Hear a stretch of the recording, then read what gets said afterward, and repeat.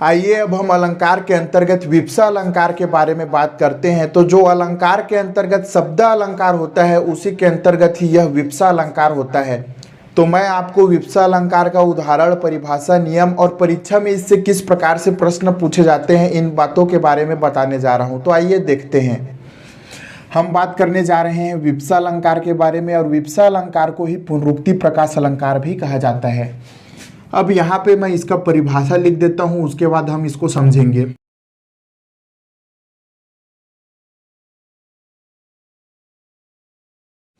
तो यहाँ पे ध्यान देंगे कि हर्ष, घबराहट, आश्चर्य, घृणा या फिर रोचकता, ऐसे शब्दों को काव्य में दोहराना ही विप्सा अलंकार कहलाता है। और विप्सा अलंकार को ही पुनरुक्ति प्रकाश अलंकार भी कहते हैं। तो अब यहाँ पे मैं एक उदाहरण लिख देता हूँ, और इस उदाहरण की सहायता से हम विप्सा अलंकार को समझने का प्रयास करेंगे।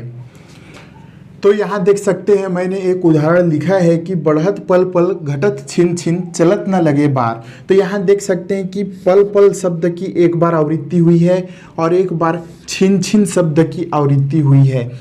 इस प्रकार से इसमें शब्दों की आवृत्ति हो रही है, जिस वजह से यह विप्सा अलंकार होगा। एक और उदाहरण लिख देता हूँ, उसके बाद मैं इसे समझाता हूँ।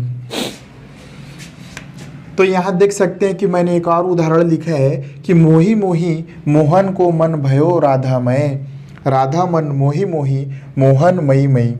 तो यहाँ पे जो ये उदाहरण है इसमें देखेंगे कि मोही मोही की एक बार आवृत्ति हुई है, उसके बाद यहाँ पर मोही मोही की एक बार फिर से आवृत्ति हुई है, उसके बाद अंत में क्या है, मई मई की आवृत्ति हुई है। उसी प्रकार से देखेंगे तो अलग में मन और मन की आवृत्ति हुई है, मोहन की भी आवृत्ति हुई है। मतलब इसमें काफ़ी सारे ऐसे शब्द हैं जिसकी आवृत्ति बार बार होती रही है। तो यहाँ परिभाषा में ही कहा गया है कि हर्ष, घबराहट, आश्चर्य, घृणा या फिर रोचकता, ऐसे शब्दों को काव्य में दोहराना ही विप्सा अलंकार कहलाता है। तो देख सकते हैं कि इसमें शब्द को बार बार दोहराया जा रहा है। तो जहाँ इस तरीके से शब्द बार बार दोहराने में आए, बार बार उन्हें दोहराया जाए, तो वहाँ पे विप्सा अलंकार मिलता है। इसे पुनरुक्ति प्रकाश अलंकार भी कहा जाता है। उम्मीद करता हूँ कि आपको विप्सा अलंकार समझ में आया होगा।